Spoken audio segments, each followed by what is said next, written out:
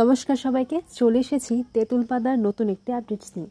আজকের গল্পের শুরুতেই আপনারা দেখতে পাবেন ঝিল্লি মিস্টার সিংহরায় বলা কথাগুলো মনে করতে লাগে। আর তখন ঝিল্লি যে লুকিয়ে লুকিয়ে কথাগুলো শুনেছিল সেই কথার ভিত্তিতেই সে বলে যে আলু একটা ক্লু তো আছে, সেই আলুটা নিয়ে কিছু একটা বুঝতে হবে। আলু তো মানে কোনো কিছু একটা লাইট বা সূর্যের আগুনও হতে পারে। এরপর সেই কাগজটা নিয়ে ঝিল্লি জানালার পাশে গিয়ে সূর্যের আলোতে কাগজটাতে কী আছে সেটা দেখার চেষ্টা করে, কিন্তু কিছুতেই ঝিল্লি খালি চোখে বুঝতে পারছিল না। তাই সে আতশ কাঁচটা নিয়ে আসে, আর যখন আতশ কাঁচটা দিয়ে দেখতে পায় তখন সেখানে কিছু লেখা ছিল। আর প্রথমেই দেখতে পায় যে পাঁচ রয়েছে, তারপর সমুদ্র, ঝিঙ্গে, পটল এইসবই লেখা ছিল। এরপর দেখে যে এইগুলোতে বেগুন, পটল, উচ্ছে এইসব লেখা আছে, আর প্রথমে রয়েছে পাঁচ। আমি তো কিছুই বুঝতে পারছি না। এরপর ঋষি ঘরের মধ্যে চলে আসে, আর ঋষি এই কাগজটা ঝিল্লির হাতে দেখে বলে যে তুমি আবার আমার জিনিসে হাত দিয়েছো, বললাম না যে তুমি এই জিনিসে আর আমার জিনিসে হাত দেবে না। এরপর ঝিল্লি বলে যে আমি কিন্তু শুনেছি আপনি ছোটকার সঙ্গে কি কথা বলছিলেন। তখন ঋষি বলে ও, তার মানে এখন একটা নতুন অভ্যেস হয়েছে, আড়ি পাতার অভ্যেস। পর ঝিল্লি বলে কি আর করব, আপনি তো আমাকে কিছু বলছিলেনই না, আর আপনি যে আমাকে বললেন আমি আপনার বন্ধু, কই আপনি তো আমাকে কিছু বললেন না। তখন ঋষি বলে যে আসলে আমি ভেবেছিলাম যে তোমাকে বলবো, কিন্তু তুমি যদি আবার আর নিচের দলবলকে যদি জড়িয়ে ফেলো, এটা আমার বাবার বিষয়, তাই এটা নিয়ে আমি খুবই সেন্সিটিভ, আমি চাই না যে সবাই এই বিষয়ে জানুক। তখন ঝিল্লি বলে দেখুন, আমি সবার সাথে নিয়ে থাকি, চলি, ঠিক আছে, মজা করি, কিন্তু আমি কিন্তু সিরিয়াসও হতে পারি, আর আপনি আমাকে বললে আমি কিন্তু আপনাকে সাহায্য করতে পারি। কিন্তু এই কাগজটাতে আমি দেখতে পেলাম এর মধ্যে কিছু একটা লেখা তো রয়েছে, এর মধ্যে প্রথমে পাঁচ রয়েছে, তারপর সমুদ্র, মানে আপনি বুঝতে পারছেন যা লেখা আছে সেটা হচ্ছে কোমরপাড়ার গরুর গাড়ি। এই কবিতার দুটো লাইন কিন্তু এই কাগজটার মধ্যে লেখা আছে, আর এখানে 7 নম্বরটা হচ্ছে একটা ক্লু। এরপর এদিকে দেখা যায় যে তুমি পাক বলতে কি বুঝো।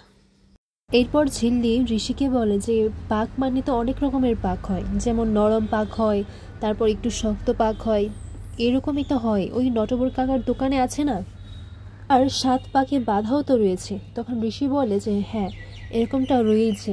এরপর ঋষি ঝিল্লিকে কোনোভাবে ভুলিয়ে ভালিয়ে বলে যে মাথাটা ধরেছে, একটু চা করে নিয়ে আসো, কিন্তু আসলে ঋষি কিন্তু এই ব্যাপারটা একটু না হলেও বুঝতে পেরেছে।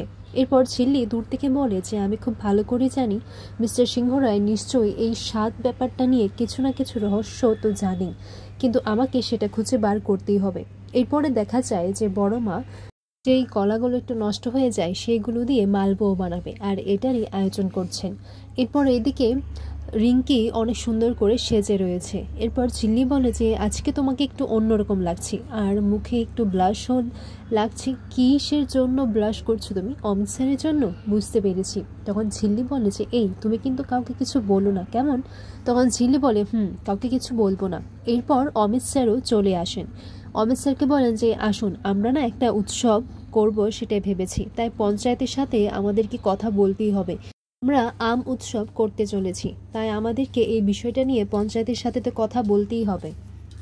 পর ঝিল্লি বলে যে যারা ধরুন এই যে নিজের জামাইদেরকে জামাই ষষ্ঠীতে ভালো করে একটু খাওয়াতে পারে না, ভালো মন্দ কিছু করতে পারে না, তাদের জন্য আয়োজন থাকবে, আর এই উৎসবে আমের সাথে সাথে আমরা জামাই ষষ্ঠীও পালন করব। এরপর এইদিকে ঋষি অমিত স্যারকে দেখে এখন মানে আজকে কোনোই রিয়্যাক্ট করেনি। এরপর অমিত স্যার ওই ঝিল্লিকে গিয়ে বলে যে এ কি, উনি তো আজকে কিছু বললেন না।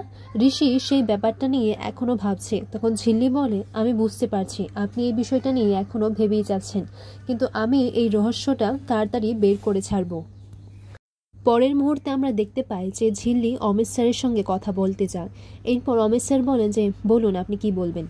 এরপর ঝিল্লি বলে যে অমিত স্যার, আজকে আমি নয়, রিঙ্কি আপনাকে কিছু বলবে। যখন রিঙ্কি কিছু বলতে চায় তখন রিঙ্কি বলে যে দেখুন, আমি আর আপনি তো এখন আর ছোট নেই, আমাদের দুজনেরই বয়স হয়েছে, তাই নিজেদের মনের কথাগুলো একটু যদি খোলাখুলিভাবে বলে ফেলি তাহলে কিন্তু বেশ ভালো হয়। এরপর অমিত স্যার তাকে আটকে বলে যে আচ্ছা শোনো রিঙ্কি, আমি জানি তুমি আমাকে কি বলতে চাইছো, কিন্তু এটা বলার আগে আমি তোমাকে কিছু বলতে চাই। আমার বাবা আর্মিতে ছিলেন, আর আমি যখন ছোট ছিলাম তিনি তখনই শহীদ হয়েছিলেন। আর তারপর থেকেই মা কিন্তু অসুস্থ হয়ে পড়েছিলেন, আর আমার মাকেই এখন দেখতে হয়। আর এর মধ্যে আমি চাইছি না আমার পরিবারে কাউকে জড়াতে। তাই তুমি এটা নিয়ে আর ভেবো না, যেটা তুমি ভাবছিলে আমি সেটা তোমাকে কখনোই দিতে পারবো না। তুমি আমার থেকেও আরও ভালো লাইফ পার্টনার ডিজার্ভ করো।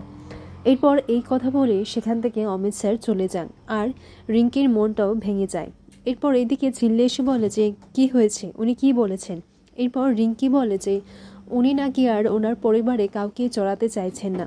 এরপর রিঙ্কিকে এরকম অবস্থায় দেখে রিজুদা আর বাকি সবাই বলেন যে তুই এটা নিয়ে আর ভাবিস না। এইদিকে ঋষিও ঝিল্লিকে কিছু না বলেই বেরিয়ে যাচ্ছিল। তখন ঝিল্লি বলে এ কি, আপনি কিছু না বলেই চলে যাচ্ছেন? তখন ঋষি বলে যে আমার একটু দরকারি কাজ আছে। আর ঝিল্লি মনে মনে বলে আমি জানি আপনি এটা নিয়ে অনেকটা চিন্তায় পড়ে আছেন, কিন্তু আমি আপনাকে কথা দিচ্ছি মিস্টার সিংহরাই, আমি এর সমাধান কিন্তু করেই ছাড়ব। আর এদিকে ঝিল্লি রিঙ্কিকেও প্রমিস করে যে তুমি যখন অমিত স্যারকে মন থেকে ভালোবেসেছো তাহলে আমি এই দিকটা দেখে নেব।